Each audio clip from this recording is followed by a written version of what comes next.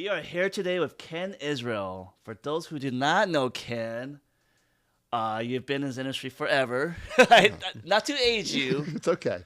but I'm proud of those corporate years. life. I've Right? learned We're a lot. talking Country Life Vitamins, Soft Out Technologies, Robinson Pharma, co-founder and essentially founder of Beyond Brands, a partner, right? Yes. You have your own innovation consulting company.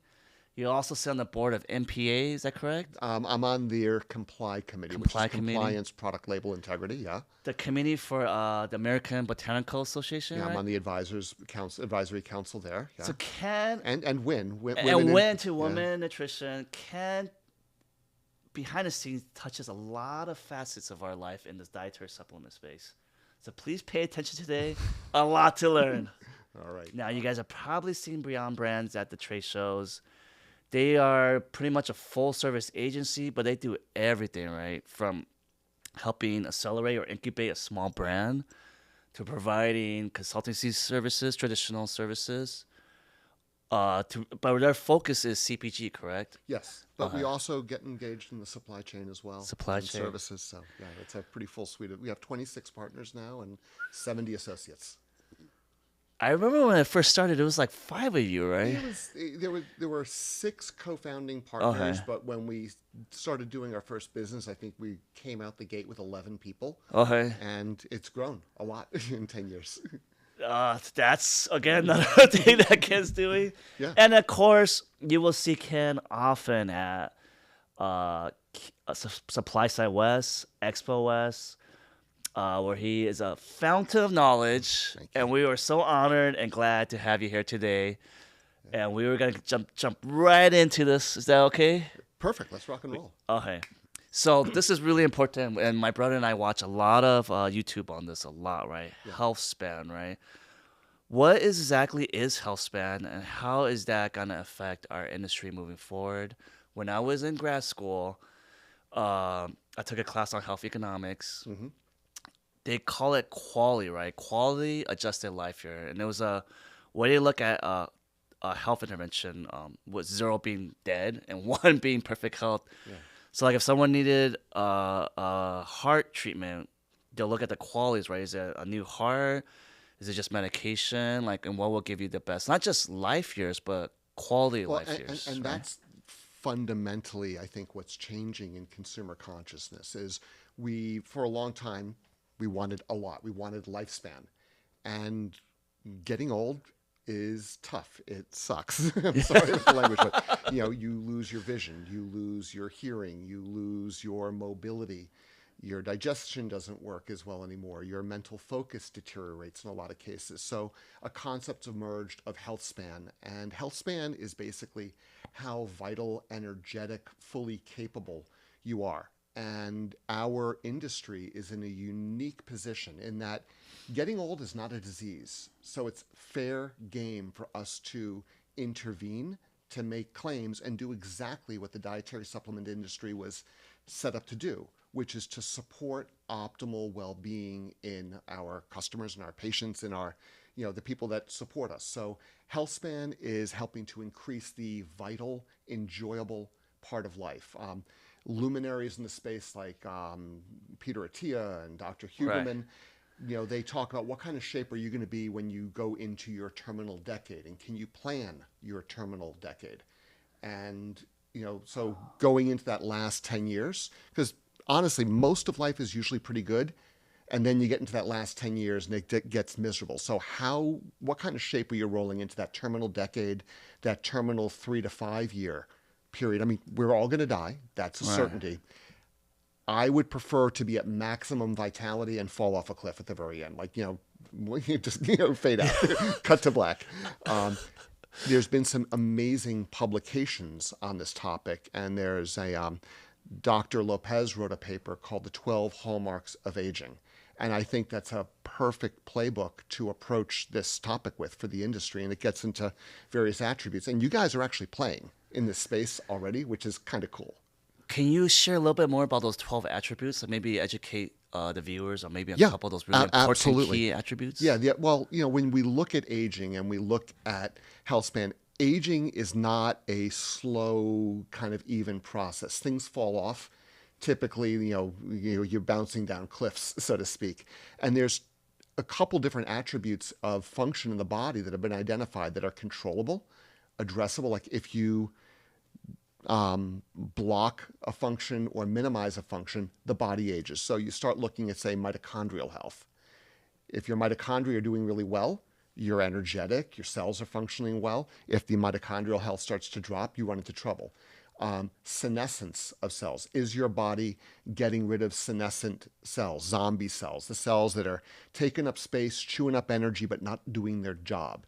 Is autophagy happening effectively? Is your DNA intact, or is it getting kind of chopped up and modified by oxidation and other types of chemical assault? What kind of shape are your telomeres in? That's another big one. How's your gut functioning? Do you have good barrier function in your gut? Is the both alpha and beta diversity in the gut, the total count of the biome still robust and strong?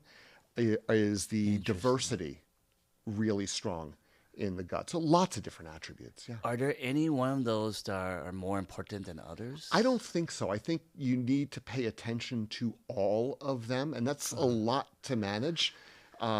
That seems pretty stressful just thinking of all those things to manage. Right? I think you can take care of things in broad strokes. I mean, and honestly, most of the solutions fall outside of our industry. Sleep, absolutely critical. Movement, the physical movement, yeah. So doing resistance training. You could look at grip strength. I shook your hand when I walked in. This guy's got a good solid handshake. He's working out. I actually have mediocre grip strength. I've been very conscious of that and working on grip strength because it was tied to mortality, right? Yeah, it is. I mean, if you can hold 70 pounds in each hand for a minute, you're probably not going to die that decade. You're doing okay. As soon as we're done, I'm going to test that out. So there's measures like that. Flexibility, balance. Those are things in the physical activity. And then we look at the food you're eating. I love the work of Brian Johnson. He's an N of one. He's experimenting on 100 variables simultaneously. It's kind of crazy. He wants to be immortal, I think. His motto is "Don't die." Right. But at the same time, we're learning a lot from him. And one of his great insights is when we look at food, it's guilty until proven innocent. It's either your enemy until you can prove it's helpful. So when you put things in your mouth, think about it. Is this going to help me or hurt me? So eating a really colorful diet, trying to avoid hyper-processed or processed foods, these are controllable factors that can accelerate aging or decelerate aging. I think what's really fascinating about him is it's really easy at the surface level to make fun of him, but I've watched enough of his content as well that he's humble enough to pivot. Yeah, he's admitted he's wrong on some stuff, which is pretty bold. Because I've been watching him. He'll adjust his calorie intakes. Like, I'm feeling a little bit fatigued toward the end of the day, so I'm going to increase my calorie count. Yeah. So he's constantly, like we say, the sample size here is 1, right? So it's an N of 1 experiment, but lots of data points. Yeah, he's tracking everything. I mean, you and I are both wearing our rings, but he's getting every possible metric and blood test and done. I've been following him because I do semi-annual blood draws. I think every quarter is a little excessive. I agree with you. I was like. But I just got, for example, Peter Tia. I just got my ApoB back, and it's sky high. And now I'm like, I've been losing sleep over that because I'm like, if that's one of the what did Peter Tia say, 4 or 5th horseman? That ApoB, right? Yeah, the 4 horsemen of the apocalypse, and that's the big marker for oxidative and inflammatory damage in the cardiovascular system. So going back to health span, our goal, if we're trying to live healthy, is to get to the last decade and almost the same health that we're experiencing now? Age and aging is fine. I was skiing 2 weeks ago in Kazakhstan with my son. That's bucket list. Put it on your list, Kazakhstan, and it's cheap. It's not like Mammoth where you're paying $200 for a day pass. It's $20. Oh my gosh. Yeah, and the skiing's better. It's objectively better. That said, for me to expect my body to perform the way it was when I was in my 20s or 30s is unrealistic. I'm 58 years old. I'm not going to be bouncing down moguls anymore. But I think I could be an optimally performing 58-year-old, and that's my goal. Despite injuries and the vagaries of time, if you will. So is it to go, you try to maintain lean mass, you try to not get fat, you try to maintain flexibility, maintain focus, mental acuity, all those types of things. And those are endpoints, those are experiential results of these 12 hallmarks of aging, the biochemistry that underlays them. So to get to the big question for our industry, right now, we're just getting our arms around these 12 hallmarks of aging. I would anticipate over time that we start looking at experiential benefits from managing these hallmarks of aging. For instance, if I can manage senescence or I can manage mitochondrial function, what do I feel after 1 month of taking these capsules? Interesting. And So you guys are hitting some solid. You've we been doing that for a while. we got senescence in the bag. Yes. So are there any herbs out there that, for example, I'm interested in mitochondrial health. Yeah. Are there any things out there that you recommend for mitochondrial health? Absolutely. A bunch of them, in fact. My favorite is probably New Zealand black currant. That is an absolute powerhouse for mitochondrial health. Is that a berry? Yeah, it's a black currant, but because it's in New Zealand, it's exposed to huge amounts of UV. And the UV exposure changes the phenolic content of the plant and which phenols express. And those have some profound effects on energy. New Zealand is a relatively small landmass, so Yes. there's only a finite supply of New Zealand black currant. Yeah. As the demand for this ingredient grows, how do you make sure you're actually getting New Zealand black currant? I remember Well, there's a huge amount of adulteration Right. of product that's named that way. So stick to the good brands. I mentioned it already. right. I think, this past week I had the opportunity to check out a vertical farm in Florence, Kentucky, a company called 80 Acres, and Infinite Acres is their parent company. And they're basically working on growing things at scale indoors. And I would anticipate, we're not there yet, we're not even close with high phenolic berries, but I could anticipate down the road indoor agriculture, bridging the gap, because you can attenuate the light, you can attenuate the moisture, the air current, all this stuff, and actually improve their motto is, our plants have their best day ever, every day, which is kind of cool. Yeah. And the other one is cell culture. I think that, we need to start being responsible about sourcing. And if nature can't give us, if traditional agriculture can't give us enough, we need to start looking at cell culture, like what Ayana Bio's doing or others, or looking at yeast to produce bioactives. So there's a lot of bridges to get past these limitations of what the planet gives us. How many years do you think we are from using cell culture or yeast activation? There's already actives in the market. I mean, look what we've done already with salidroside from rhodiola. It's commercialized, Right. so it's there. And there's kinesides from echinacea that's being produced using cell culture, and lots of others. Yeah, exciting stuff. Holy moly! Going back to alteration, I remember Yeah. Now Foods, mad respect. Mad respect for Jim. They man. do a What lot a great of company. testing there. Yeah. And it's just mind blowing because even my own father, right, who's been in this space not as long as you, but several decades, 3 decades. I'm halfway through my 4th decade, so I'm 35 years in the game. He buys supplements from Amazon, and I look at the labels. I don't trust the provenance or the brand. Well, you shouldn't. The evidence would say otherwise. Yeah. So are there any tips you could provide to people who are watching this? Yeah. How to avoid? Is this as simple as just sticking with the biggest brands? Well, even then, I mean, adulteration, and I'm going to be speaking about this a lot this coming summer. I'm going to be talking in Côte d'Azur and Barcelona. And those are tough speaking engagements. I know, it's rough. Somebody's got to do it. But adulteration's a big problem for the industry. I mean, we're doing consumer education to improve the credibility of our industry, to discuss the issues. So let's put the biggest, nastiest problem in our industry, which is adulteration. And it takes many forms, from people just outright lying about what's in their bottles. And Jim M. at Now Foods and Katie and their lab team have shown products on Amazon are adulterated or subpotent. Majority of the time. Yes, Not even more talking than about half, outliers. like 3/4 of the time. So that's a problem. Adulteration has infiltrated our science. You have fraudulent data sets underpinning clinical trials coming out of places like Iran and China. I was And just gonna name yeah, the paper mills of Iran. exactly. Yeah. I forgot who I was speaking with. Yeah. Something like 80 to 90% of it is I suspected. don't think it's that big, but Okay. there's been more papers withdrawn over the last year by a factor of 10 than Okay. any other year in the history of clinical publication. So, this has infiltrated the peer-reviewed journals, which is a big problem. Right. So you have my pet peeve now is drug extract ratio botanicals. When people say, "I'm going to give you a 10-to-1 extract," they don't really talk about what that initial starting material is or Right. was. And in some cases, it's already been extracted, and they're like trying to extract mark, More. like the spent herbs. Yeah. So you got to be careful of drug extract ratio products. My guidance is, A, don't buy on Amazon, because another type of adulteration is absolutely counterfeit product.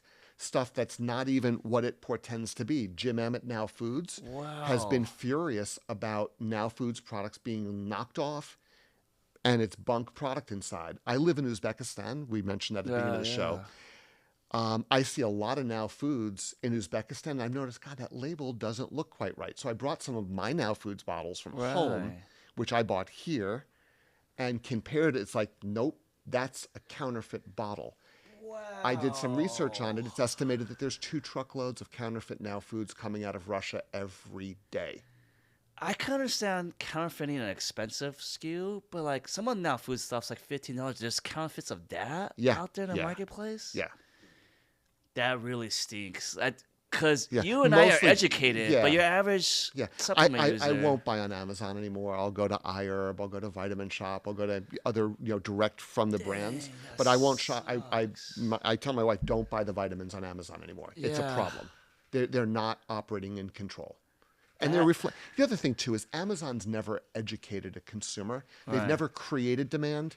They kind of get in there and take advantage of the demand that guys like you create. It's the they're Yeah. taking.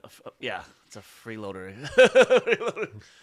So, is there anything else besides shopping from a trusted, probably brick and mortar, or a very trusted online source, a trusted brand? Is there other things like, for example, verifying third-party labs, or is that just too cumbersome for your average supplement there's user? some great solutions being developed. I've been partnering and I'm on the board of a company called HealthLock, and they're new. They're just beginning to proliferate.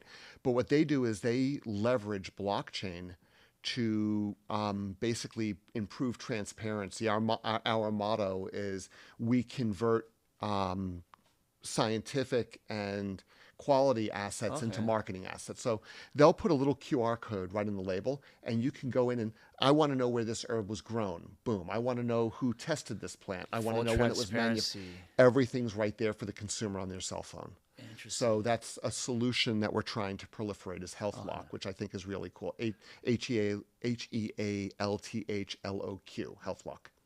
Advisor. Yeah. Is there anything else we can do in the industry to help combat? This is actually a really big problem we're facing. Yeah, with well, I mean, I adulteration. think Richard, your dad and your company have been at the forefront of really doing high quality clinical research, of establishing brands around your ingredients. I would love much bigger sample sizes, but we are not big Yeah, pharma. it's a lot of money to do studies. I mean, but I think though, for the consumers out there, buying branded ingredients is probably a wise move. And again, buying from reputable sources. We're doing, I think, as much as we can. Okay. Don't cheap out. And the other thing too is if it looks too good to be true, it's It, too good. it always If you is, think you're right? going to buy 300 milligram CoQ10 soft gels for $15 a bottle, and the quality brands are 45, it's like, come on. Yeah, If you yeah. think you're going to get NMN or NR cheap, no, you're not. This stuff has a cost, and a lot of botanicals are the same way. It's funny when you mention some of these high cost items, 'cause especially in the specialty branded ingredient space, right? Yeah. There's ingredients out there, 13, 15 cents a serving. So if you're getting a product that's $30 and they have 10 branded ingredients, like this formula costs $25 to make. Yep. So again, adulteration, right? Yeah. So, oh man, I would love to see transparency from raw material companies about their pricing so that the consumer can do the math. And, the consumer can, hey, you have 3 ingredients. You say you're using full dose. Right. Are you a charitable organization? No, What's no. up? I always tell people like, hey, our goal is to make as much. Going on a tangent here. Our goal is to be highly profitable, but not obscenely profitable. At Beyond Brands, Beyond Brands operates on 5 core principles, Okay. and it's about passion, it's about purpose with products, it's about people, planet, and prosperity. And prosperity is doing the right thing, making enough money for your business to continue, sharing the wealth with the team, making sure that everybody who touches it is better off for the experience. So that prosperity principle at Beyond Brands is essential. And I love that. We might still, because please beg, borrow. We're actually writing a Yeah. book on it right now, so it's real dude, exciting. we do operate with a generational time horizon. So like, Yeah. okay, whatever we're doing now that might impact someone else 10 years, 20 years from now, right? Yeah. That's So that's part of our people. Slow principle, and steady wins the race. You know? Exactly. Going back to Amazon, if we could, so I remember there was a study on bourbon, right? Because everyone's looking for Yes. GLP-1. Now Foods, I Which think it's not, by the way. But they, go on. yeah, they did like 15. I think they looked at 15 or 18 supplements, and Yeah. only like 3 or 4 were valid. Yep. Can you share a little bit more about just the scope of alteration? Well, Or adulteration. So on Amazon kind of allows everybody to play. So you have Amazon-only brands. You have resellers of brands. So like, Now Foods is a company we've talked about a bit. Right. Now Foods sells directly to Amazon, but also resellers sell to Amazon. So there's multiple vectors for adulteration. Some of these Amazon-only brands, it's playing whack-a-mole. They'll do a lousy job, produce a substandard product, it's subpotent or adulterated, and if they get busted, they pop up under a new name. The really good brands, if you're buying from them directly, are likely good. Unfortunately, some of the resellers are like, hey, this brand, is awesome. They have a good reputation. I'm going to make product that looks exactly like theirs. I'll reprint the label, fill the Whoa. capsules with cornstarch, and sell it. we're And not even talking about like expiring products. We're talking about 100% counterfeit products. yeah, complete fakes. Yes. Whoa. Well, I shouldn't say not complete fakes, incomplete fakes, because the stuff inside the capsule's not right. There you go. Yeah. So when you're shopping, like for example, Amazon, because I actually noticed that too. I'll be like, let's say I'm buying, just like for example, I was shopping for cacao powder, right? Yeah. And I love Navitas. But then you're right, because sometimes There's 5 or 6 people there's selling other the same people stuff, selling the and some of same- them are selling it way cheaper than everybody else. That's a dead giveaway. So you should always, if you're gonna buy Amazon, buy directly from the store on Amazon, right? The Well, brand from the itself. brand store, from the brand seller, yeah. Because there are trusted brands on Amazon. Absolutely. right? I mean, listen, not everything there is problematic, but unfortunately, if I'm looking for problematic product, that's the place to go. I my last comment on that, Yeah. I went through my father's pantry and I literally had to chuck a bunch of stuff because I'm like, Ugh. because I'm not gonna call it the brands, but these were the ones that tested wrong when Now Yeah. Foods tested them. I'm like, this is a bad brand. This is a bad brand. This is a bad brand. I mean, I hope that we can keep it honest. There's a lot of change, a lot of shift right now in the regulatory sphere. right. And Amazon is responding to consumer pressure. They're expanding their quality testing regime, but it's not a perfect solution. It's not even a great solution. It's kind of a lawyer Yeah. solution. So in summary, if you're gonna buy on Amazon, buy directly from the brand store itself. Yep. All right, because there could be potential resellers that are selling you the Yep. fake stuff. Yep. And when you can wait, buy in store or buy from very trusted online sources. Yeah, I won't buy from Amazon. I buy from other places. Exactly. That is crazy. Speaking about dietary supplements, our industry is growing 5, 6, 7% every year, which Well, is not quite that much, but yeah, about 5 not or 6%. not Yeah, recently, yeah, yeah, yeah. right? The pandemic was ridiculous. We Absurd, normalized yeah. now. Yeah. With our industry growing, with the shifts in consumer behavior, right? For example, Gen Zs, I think only 40% don't even touch alcohol anymore, right? Yeah, Something right. like that. What do you see opportunities for us in the space? Well, people are focusing on aging much sooner in their lives, which is to me really great. People are taking responsibility. Going back to health span. Yeah, exactly. So I think health span's a big opportunity. I see the beauty from within category really influence. People are beginning to get it that how you look on the outside, and we are a vain culture, is We're really all driven, vain. All which humans is are driven vain. by what's Right. going on inside. So people are getting more active. They're exercising better. They're sleeping better. They're eating better, and they're taking better quality supplements. Gut health. People are now aware that their digestion is not perfect, and that's like more than half the population. So they're waking up and taking actions, and the gut health category is going to continue to grow. I'm really fascinated by the cultural shifts that are happening. We're kind of now at, I want to say, I don't want to say peak because I hope it continues to grow, but women's well-being has been a phenomenal trend. It's grown massively over the last 5 years. Well-being. Women's wellness, like Specific category like postmenopause. this is where it gets interesting. Women's wellness was prenatals, PMS, and menopause, and then a little bit of bone health. What it's become is active nutrition, fitness, neurocognitive health for women is different than for men. It's not, going back to PMS and menopause, these are not one-size-fits-all solutions. It's a nuanced approach. Because it's hormone-based. Yeah, and there's lots of manifestations of challenges. So this category is growing, and I'm just kind of looking at broader social trends.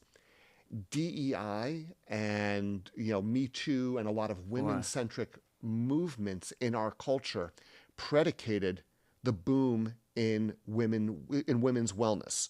Now we're seeing a big pendulum shift back. DEI is dead. Me Too is over. Well, we're kind of turning into this frat boy, bro culture. There's a lot of bros here. I will admit, a NuLiv. Which is okay. Yeah, I mean, listen, just be respectful and be kind. But that said, I think you're going to see a resurgence in men's wellness coming up because this, it's okay to be a man, and men are trying to, show their best at this point. So look at men's health as a new opportunity. I think that's going to be a space of growth coming up. I just got my lab work on my free test, total test, sex hormone blinding. STBH, yep. Yeah. Thankfully, everything's okay for my age. Good, But again, yeah. Going back to what you said earlier, we cannot expect us to be 22 again, right? We have to adapt, but we can still. You could be the best version of your age. Right. Yeah. So going back to gut health, right? You mentioned something interesting earlier that I didn't hear you say alpha and beta. Diversity of, and when you look at the gut microbiome, alpha is like, what's the total count? How big? How many members of your microbiome? And that should really be in the trillions. I mean, there's a saying amongst microbiome fans: there's more cells in you that aren't you than there are cells of you. So you actually have more cells in your gut than you have of other bacteria that does not share your DNA. Than there's cells in your entire body. So that's the total count. The next factor that we look at, alpha. That's alpha. Beta is beta diversity. How many different species do you have in there, and what's the balance like amongst all those species? So that's incredibly important as well. You want a very diverse community. You don't want a monoculture. Not that that's possible, but you need lots and lots of different strains going on, and that's a function of what you're feeding them, your activity level, hormonal. There's a lot of mutual informants, if you will. I remember I was looking at a study where they showed gut diversity, and honestly, basically the greater your gut diversity, the better your health outcomes. Absolutely. In the most easiest sense of the word. Yeah, right? no, totally. You nailed it. Right on. So that comes from eating fermented foods, from getting out and about in the world. I think which is easy for you in Uzbekistan. Not always easy. I've had fermented food. Yeah, there is, and we have a great Korean culture there too. So tons of great fermented fish salads and kimchi and all the great stuff. My wife's Korean. I'll hang with kimchi only. I eat all of it. Hey, it's good stuff. Going back to, is there anything you can recommend to viewers to improve, again, the beta diversity besides just taking a probiotic supplement? Yeah. what is it? I think 75% of Americans don't get enough fiber. So eating fiber-rich foods, because fibers are prebiotics. Those are fuel And for the microbiome. do you want soluble fiber or insoluble fiber? Yes, both. Both? Okay. Absolutely. And there's a lot of really cool ones out there. Some of the plant gums, like acacia and others, are really, really good for you. And then there's also insoluble fibers, the ones that don't dissolve in water. Those are also important. But getting enough fiber in the diet, eating whole fruits, whole grains, seeds, nuts, legumes, beans, pulses, those are real important. Seeds will increase the diversity of your microbiome? Yes, they will. Absolutely. Wow. Yeah. Do you know the mechanism of action? Well, they have a lot of fiber and lignin in them, Okay. so that those support the microbiome in a really nice way. So you think like Interesting. chia and flax and others like that. Throw that in your yogurt, which actually has the bugs in it, Yeah. and that's like a whole prebiotic, probiotic, symbiotic cocktail. Right. Yeah, so easy stuff.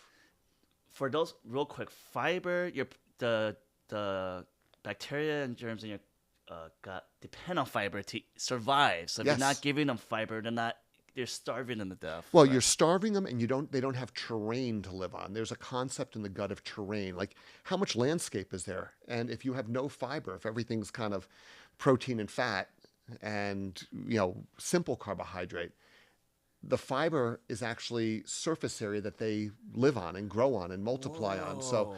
you decrease terrain and you're also decreasing food. That's really bad. That's not good for your gut. That is super cool. It's almost like a bare ocean versus a rich reef, right? With Exactly. Yes. bunch of fish. Again, and you guys can see this in your own eyes, the diversity of living species. Yeah, you in want the like a coral rain. reef You want versus- like a coral reef or a rainforest. Those really Yeah. active, diverse, healthy areas. That's crazy. Is there anything else you could do to improve your gut health? Exercise, So sleep. exercise help with gut health? Absolutely. You can completely transform your microbiome through exercise. And if you look at elite athletes, they share characteristics in their gut biome. So exercise is determinative, as is sleep. If you're not resting, if you're jet lagged, if you're doing shift work, that hurts microbiome as well. So I hate to say it, but it comes there's like 5 pillars of health, and it's okay. Are you sleeping? Are you exercising? Are you interacting with people in a good and beautiful way? Are you eating good food, and are you taking good supplements? You cover those 5, you got it done. And the number 5 is in the 5th place. Supplements are a lower tier order item than those other 4. I remember I was talking to Dan Lorenko at Ghost, and he mentioned something about supplements. He said if you look at the Latin term for supplement, it's an add-on, right? Exactly, yeah. It's never something to fill in all these holes and gaps in your life. It's just something that you add on as like the icing on the cake, right? Precisely. I mean, I also like green foods products for gut health. They're great. Most Americans don't eat enough green foods. They don't eat enough fruit. They don't, there's holes in our diet. Right. But the Maha movement's going to fix that. we hope. Regarding green foods, real quick, I just learned this. Depending on your genes, you might want to be mindful of certain green foods like spinach, right? Yeah. Or Swiss chard because they're high in oxalates, right? Exactly. Yes. Yeah. Some people don't metabolize oxalate well. Which will lead to kidney stones and whatnot. Hello. Yeah. Okay. Yep. So I wish we could dumb everything down or simplify everything, but there are nuances to a lot of this conversation. Everything has nuances, and there's no one size fits all solutions will fit you like a one size fits all garment. Not well. So basically, everyone's wearing a muumuu. yeah, we want to look good. Thank you so much today, Ken. truly We a were pleasure. so honored to have you. Yeah.